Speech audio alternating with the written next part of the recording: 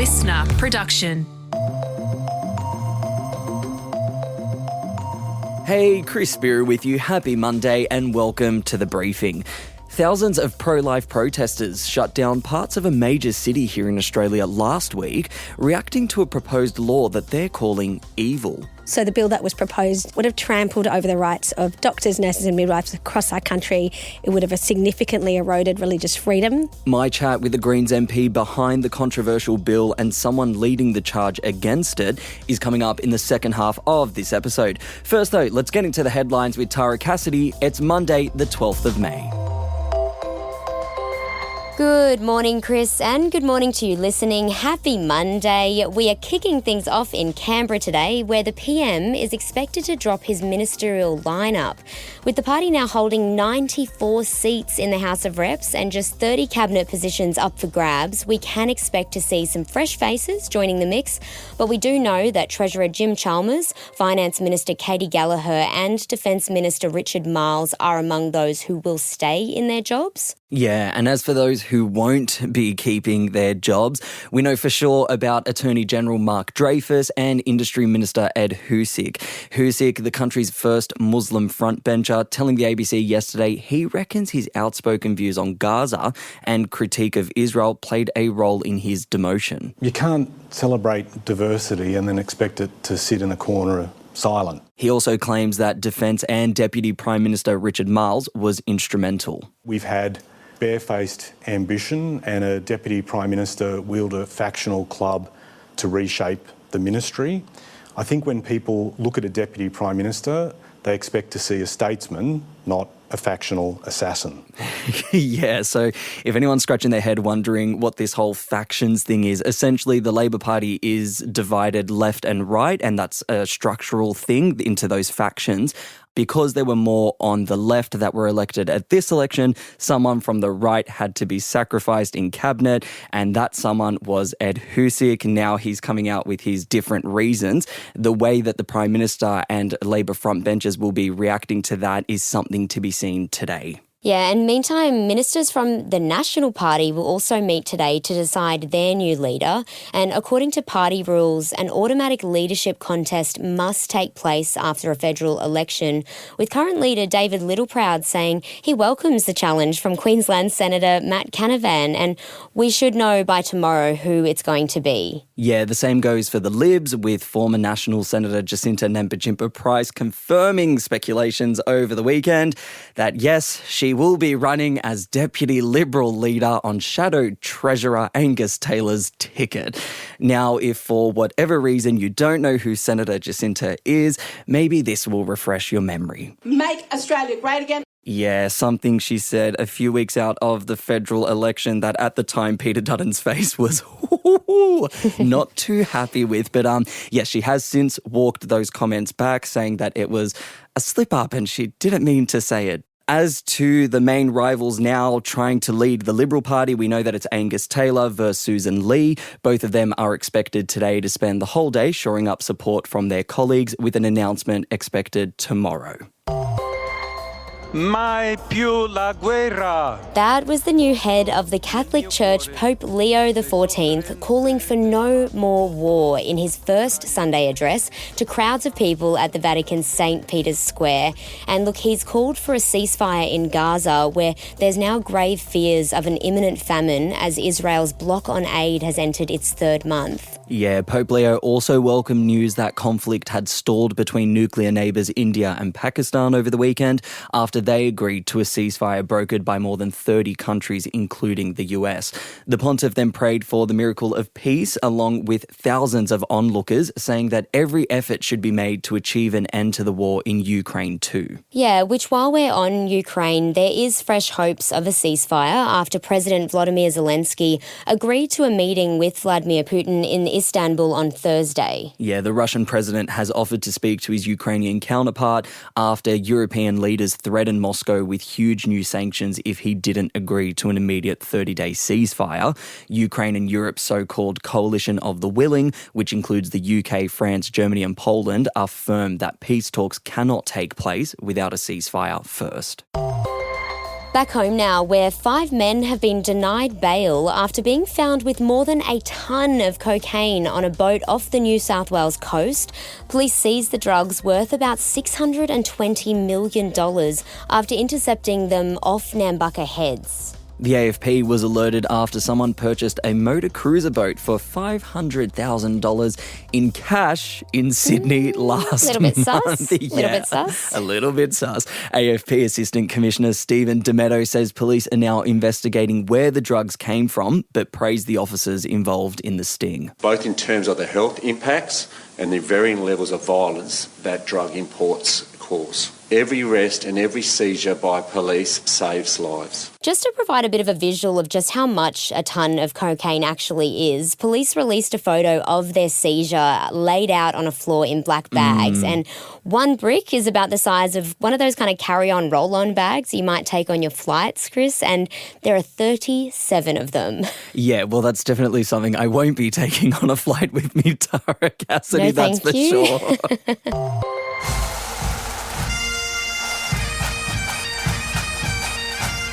Oh, and if that hasn't given you chills, well, maybe this will. Get excited, briefers, because Brisbane has exclusively secured the Royal Edinburgh Military Tattoo for 2026. And for context, that's a tattoo in the musical sense, not a tattoo buzz, needle and ink. The musical spectacle will visit the home of the Brown Snake as part of its 75th anniversary celebrations. Now, if you're like Chris, and when I told him about this, had not much of a clue about the tattoo, well, here is a little bit of a backstory for you. It began as an annual tradition and way of celebrating Britain and Scotland's military and cultural history, and it has since become well known around the world for its incredible display of what's sometimes dozens and sometimes hundreds of performers, dancers, bagpipers, marching bands, all moving together in sync. It's very impressive, and now the tattoo travels the world with over 1,000 performers from over 50 countries, and it's coming to Brisbane for 2 nights in mid-Feb, and that'll be at Lang Park, which is aka Suncorp Stadium, which is right near the city. Oh, I love it. I mean, look, I won't be making the trip, but Tara, if you do go, feel free to send us some happy snaps. I'm sure we'll post it on the Briefing podcast and on Instagram. 100%. We will. Look, it is hoping it's meant to attract about 100 million viewers from around the globe, Chris. So come on, join the party. But I'm impressed. I think, Brisbane got the Olympics, now the tattoo. About bloody time. Yeah, one and the same, really, when you think about it. Anyway, hey, that brings our headlines to a close. Up next is my deep dive, looking into the pro-life protesters who shut down parts of Sydney CBD last week and the bill that kicked it all off.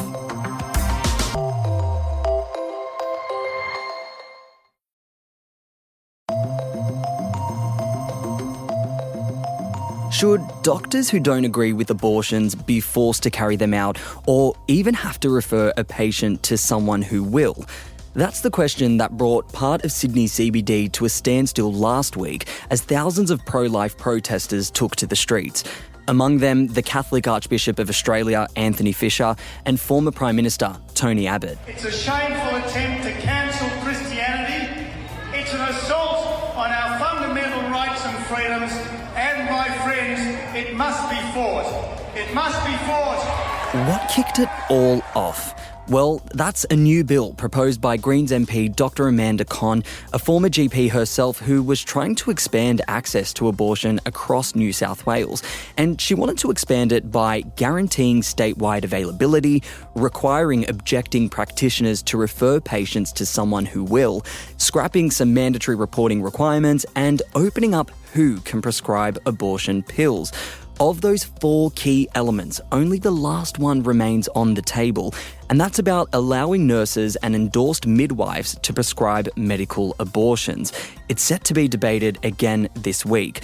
Later in this episode, you'll hear from someone who's led a series of protests against this bill in the last month. But first up, here's my chat with Dr Amanda Cohn. Amanda, welcome to the briefing. What we're going to see debated this week is a watered-down version of what you had initially proposed. But one of the key elements that's now gone is the mandate to make abortion available across the state of New South Wales.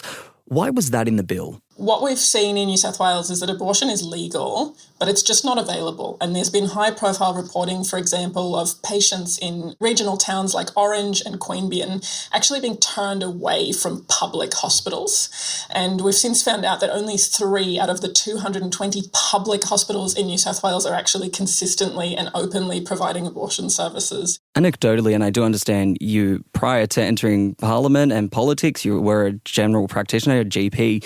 What are some of the anecdotal stories around this that can paint a bit of a picture of what it looks like in our state when it comes to abortion access? There are huge parts of New South Wales that are known as abortion deserts, where people just can't access it close to home. So we're seeing people travel hundreds of kilometres or interstate to access what's relatively basic medical care that should be available in their community, or they're having to pay hundreds or even thousands of dollars to access care in the private sector.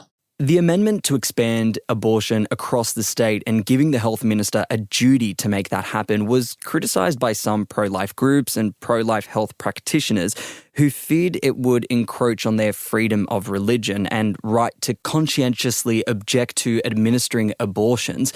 Is that a real risk that the bill ran? Certainly, health practitioners in New South Wales do have the right to conscientiously object to provide abortion. The bill as it was originally drafted would have required a practitioner with a conscientious objection to provide a referral on to another practitioner who would provide abortion. And I understand that there are some practitioners who don't want to have the obligation to do that. What it's actually about is safe clinical handover, particularly for myself as a country GP who was an abortion provider. People would often take weeks to find me from another country town and then turn up without a referral from their regular doctor who was a conscientious objector. It meant that I didn't have access to their past medical history, to test results like blood test results or ultrasound scan results or a list of what prescribed medication they were on. Actually makes abortion more risky or takes much longer to make people go through all of those tests and gather all that information again. And when abortion takes place later in a pregnancy, that's actually more medically risky as well. And that proposal didn't manage to get up, but one did. What can you tell us about that? The biggest change proposed by the bill has been retained in the bill, which is allowing nurse practitioners and endorsed midwives to prescribe the medical abortion medication, which is something that's been allowed by the TGA at a federal level for 2 years already and hasn't been able to happen in New South Wales because of the wording of our laws. And you've described that as a historic achievement. Why is that? I think people who are advocates for women's rights or reproductive rights in New South Wales and across Australia have been really anxious that our rights might be eroded, especially when you look at what's happening in places like the US, where several states have had abortion bans in place that have killed women. Women have died because of pregnancy complications where they couldn't get the treatment that they needed because of abortion bans. Critics to that specific clause when it comes to nurses and midwives, they say that that's putting patients' lives at risk. How do you respond to criticisms like that? Medical abortion has been shown to be very effective and very safe. It's already been prescribed by nurse practitioners and endorsed midwives in other Australian states and territories for 2 years now. So the Australian data is very clear. Some patients actually prefer to receive that care from someone like a nurse practitioner who often has more time to spend with patients to work through that process than busy GPs. This is going to make an enormous difference, particularly in rural and regional towns where people find it hard to see a GP, and actually being able to access that medical abortion tablet much earlier in the pregnancy is much safer than allowing a pregnancy to progress further and having to provide abortion later in a pregnancy. There were 4 key amendments. The other 3 haven't gotten up.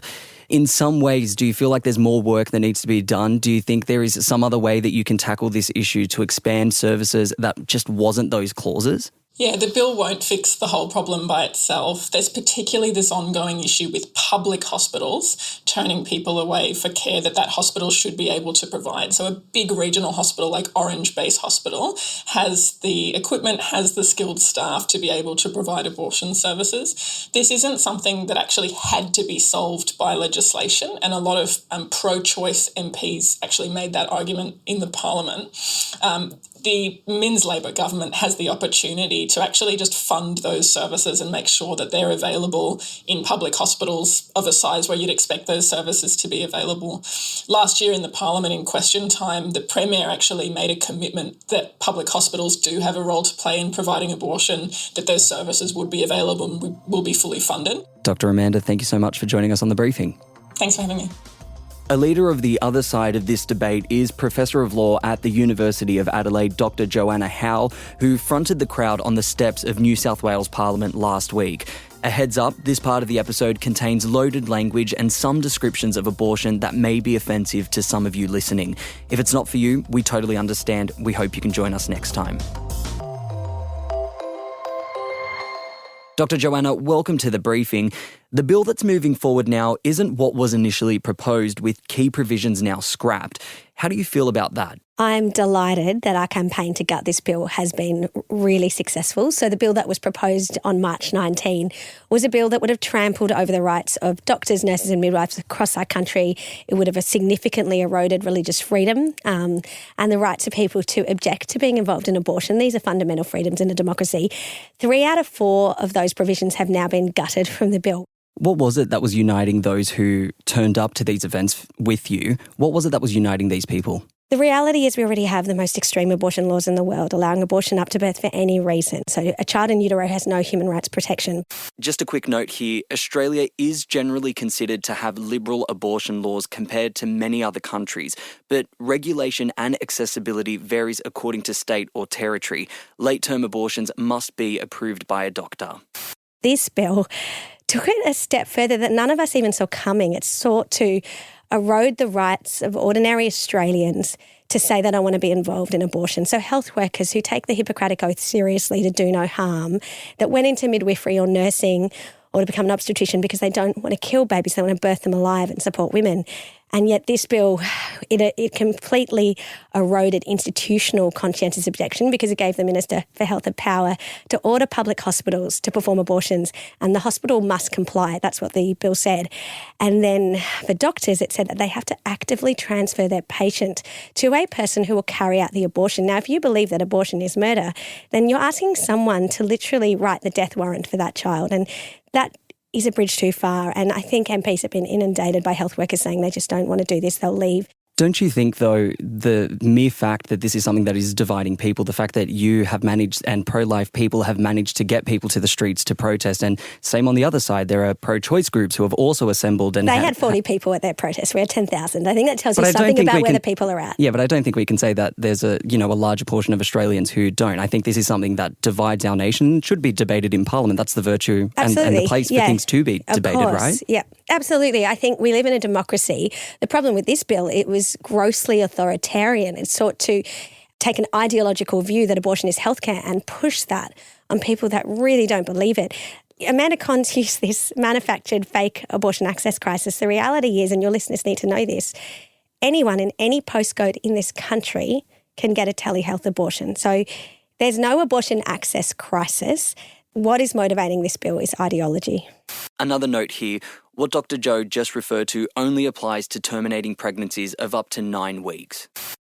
Where does a woman's choice to decide what they do with their body and the procedures that they can access and the surgeries they can access and the pills that they can take, where does that fall into this argument for you? A bill that I helped draft last year in South Australia said that after 28 weeks and up until birth, instead of having the right to kill her baby and then the mother being given labour-inducing drugs and delivering the baby dead, the bill simply said we would skip the lethal injection because at that point the baby has a 96% chance of survival and we would deliver that baby alive. So abortion, killing the baby would be banned, but terminating the pregnancy would be not.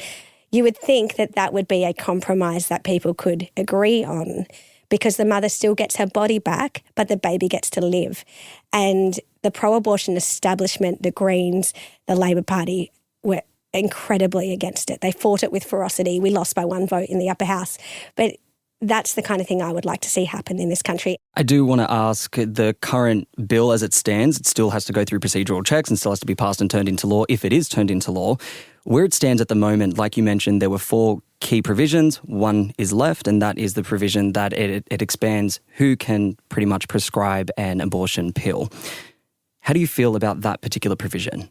It is the worst provision in the bill because it will lead to the most babies being killed and it fundamentally changes nursing and midwifery. So I am gravely opposed to it. And what we have said to the government is that if this passes, we will actually launch into a community activation marginal seats campaign because this is a huge breach of trust from the Labor government. Don't you think, though, this provision is one that strikes the right balance between religious freedom and individual choice? Because under this provision, no health practitioner is being told what to do. They still have their choice. There's no pressure being mounted on them, right? So the problem with these pills is that they're extremely dangerous. In South Australia, they have a 6% complication rate, as opposed to a surgical abortion, which has a 1% complication rate. A study coming out of the US just last week, which looked at 800,000 women who had abortions via these pills. 1 in 9 had severe complications, having to be rushed to emergency departments.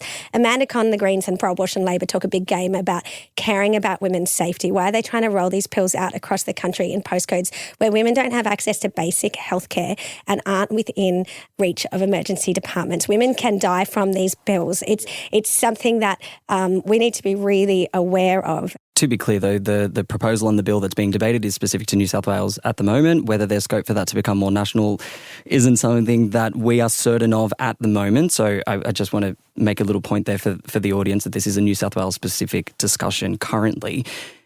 Doesn't the TGA advice around this medication and the idea that it can be administered by nurses, so the TGA advice that can happen, and the other states that have allowed this to happen in the same capacity, doesn't that alleviate your concerns when it comes to safety? There's an excellent book, if your listeners are interested in, by radical feminists Renata Klein, Janice Redmond, on RU486. They are pro-abortion scholars who say that these pills, MS2-step, RU486, whatever you want to call them, are not in the interests of women. The clinical trials are rushed. There's a whole lot of money from pharmaceutical companies that they are profiting off the huge government subsidisation of these pills. They're cheaper and quicker and easier than any other method of abortion, but according to those pro-abortion feminist scholars, they are not in the best interests of women. And that's one point of agreement. I like to find agreement with people that disagree with me, but to find those places where we can agree. And, when Amanda Cohn, she'll probably tell you that these are safe and effective, but the reality is these are dangerous pills. Women have died from them. That was Dr Joanna Howe speaking with me there, and Dr Amanda Cohn before her. And a quick note on that last point, among the medical community, there is a consensus that this medication is generally safe, with death a very rare occurrence. That is it for this episode of The Briefing. Don't forget, we'll be back in your feeds this afternoon with another episode, and Tara Cassidy and I will catch you tomorrow for another dose of headlines and another deep dive. Thanks for listening. I'm Chris Spyrou. Catch you next time.